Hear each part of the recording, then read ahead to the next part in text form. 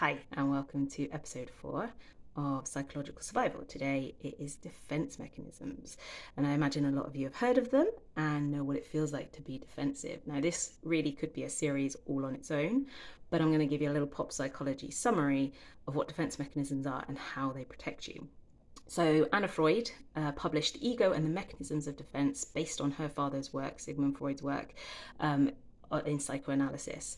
Now, in its simplest terms, and I can't have any psychoanalysts come for me because you guys make it way too complicated, defense mechanisms are used when there's an internal or unconscious conflict or threat. So perhaps the way you're behaving doesn't marry up with what you believe about yourself. Maybe you have done something that you can't reconcile, or maybe you've got instincts or impulses to do something that are hard to confront. So defense mechanisms protect us from that kind of psychological conflict. Or it can be the result of facing an external threat or conflict that we just can't face.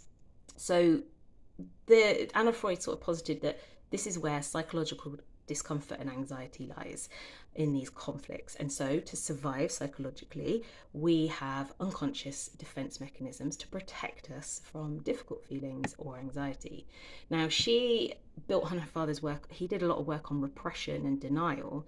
She built on that with 10 more of her own, which she called regression, repression, reaction formation, isolation, undoing, projection, introjection, turning against the self, reversal, and sublimation. Yeah, there's a lot there.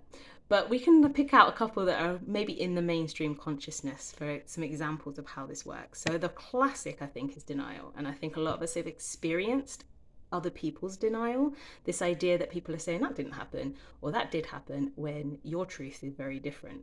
And it can feel like people are gaslighting you or they're lying, but sometimes they actually truly believe it, that the defense mechanism is that they cannot admit the truth, that it is too psychologically damaging to do so. And so they just convince themselves of this story. Now, if you want to see a really great example of this, I recommend Netflix I Am a Killer. This is a series on Netflix which goes and interviews American prisoners who are in prison life for murder. And it starts with an interview with the prisoner and an account of the murder. And then you hear from authority figures, family and friends, different like evidence that was collected. And you realize that there's a real difference between the two accounts.